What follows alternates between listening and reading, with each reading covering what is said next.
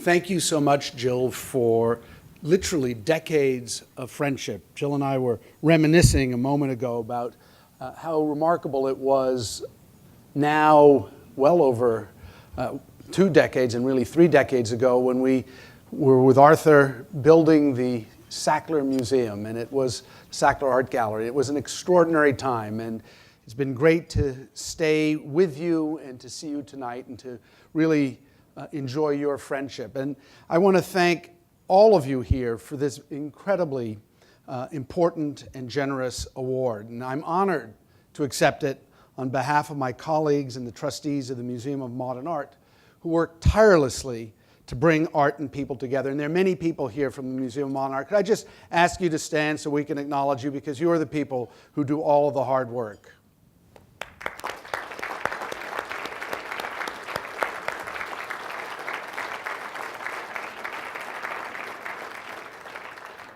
What I hope to do briefly tonight is share with you some thoughts about how several of our programs fit into the larger context of international relations.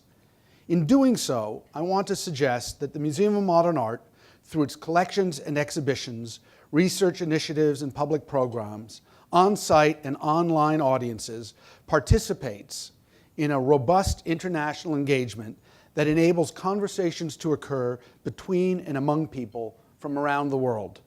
The timing of this much appreciated award follows closely on the opening of Scenes for a New Heritage, Contemporary Art from the Collection, and Latin America in Construction, 1955 to 80, 2 exhibitions at the Museum of Modern Art that underscore the role that we and other museums play in fostering an appreciation and understanding of art in a global context.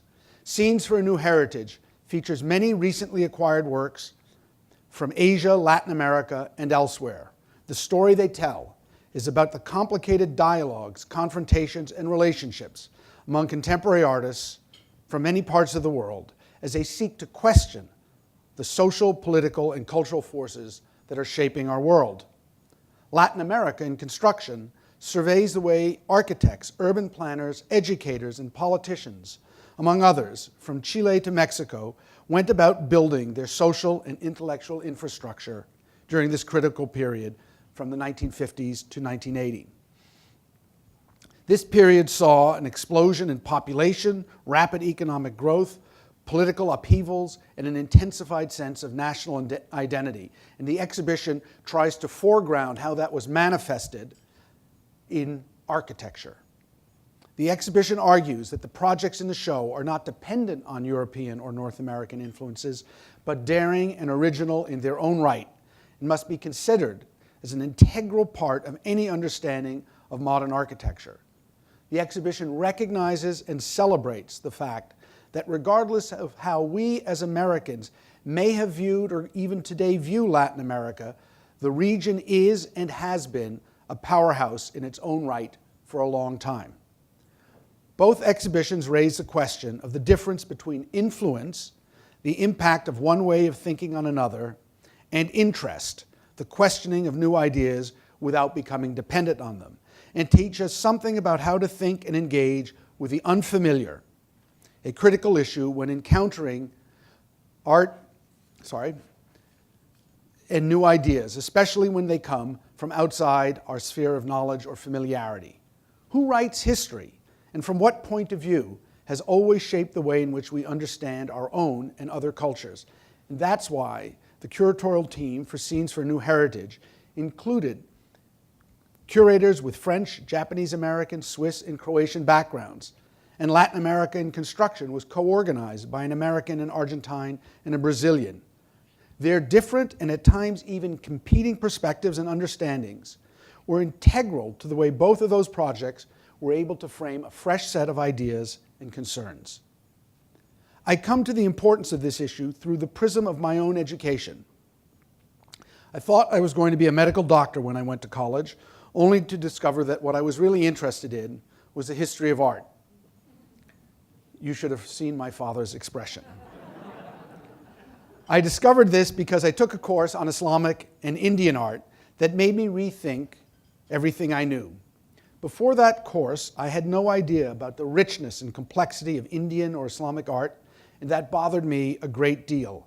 How was it possible, I thought, to be a relatively well-educated American and not know anything about these other traditions and the vibrant cultures they represented? It's a question that still troubles me because the answer often lies in a combination of ignorance and exposure, and that's why art museums and their ability to provide spaces of encounter are so important to the intellectual infrastructure of our cities and our nation. In a world riven by conflict and strife, where intolerance and violence are increasingly the norm, where civil discourse often seems impossible, there are relatively few places where we can see and learn about other people's cultures, where debate is welcomed, and where shared values and ideas can be formed. Museums, and especially museums of modern art, offer the ability to engage with the new and the different, with daring and challenging ideas, and with the unexpected and transforming, as artists are often the most sensitive and insightful and purposely unguarded members of our society. The founders of the Museum of Modern Art understood this when they set out almost 90 years ago to create a place where New Yorkers, and by extension Americans, could learn about what Alfred H. Barr Jr., the museum's first director, termed the most progressive art of our time.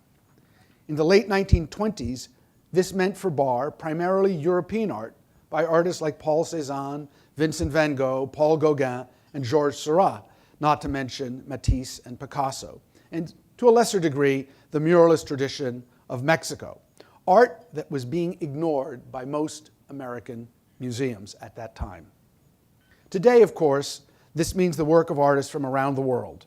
And what makes this endeavor so critical is that in providing a forum for these artists to be seen in relationship to the work of American artists, the Museum of Modern Art enables different and competing perspectives to encounter and engage with each other.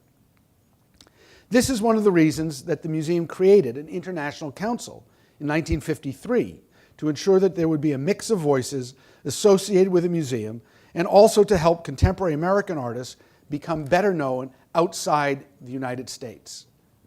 At the time of the council's founding, in the middle of the Cold War, this was seen as an especially important activity. The 223 current members of the council come from 25 different countries. Most are avid collectors, and all are associated with museums in their hometowns, so that collectively, the council forms a network of contacts that can enable a wide variety of discussions and activities to occur.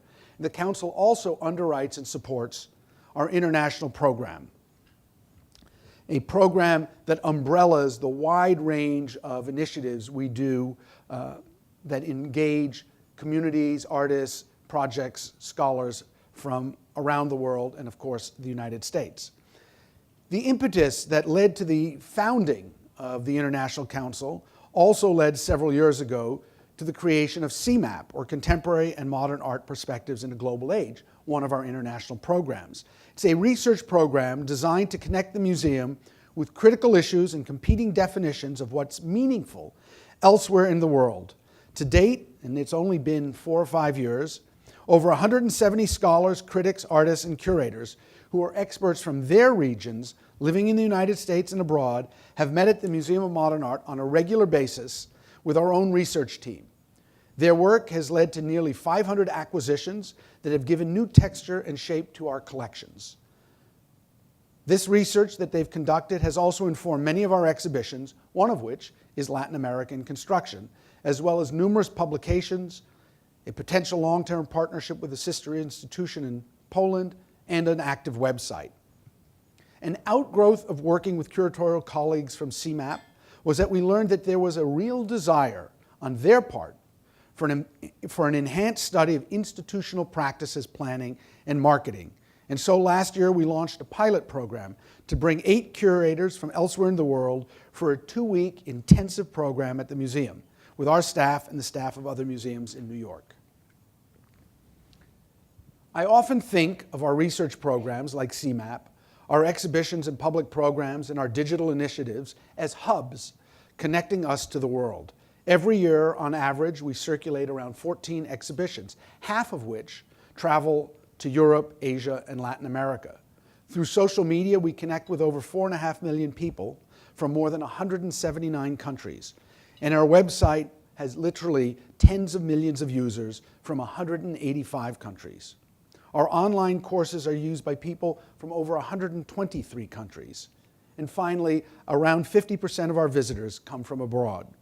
All of this means that we are fundamentally woven into a broad range of real international relations. And that brings me to the final point I want to make tonight about museums and art.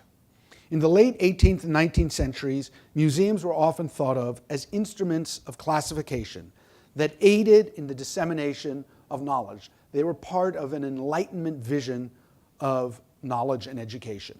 The 20th century saw that idea expand in a number of ways, including the idea pioneered by the Museum of Modern Art that the museum was a laboratory to which the public was invited, in the words of our founding director.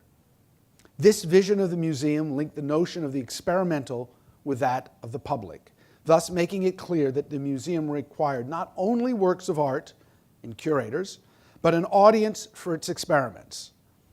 A more current idea of the museum is as a crucible, or a place where different experiences and encounters with art and other people can interact in order to produce something new and unexpected.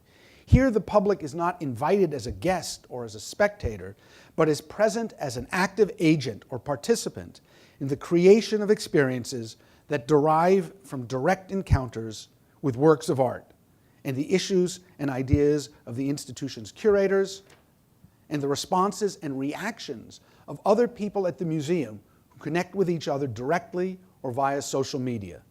Seen this way, the museum, both on-site and online, becomes a conversational space in which art and people are engaged in a dynamic relationship. And this brings us back to the global nature of the institution.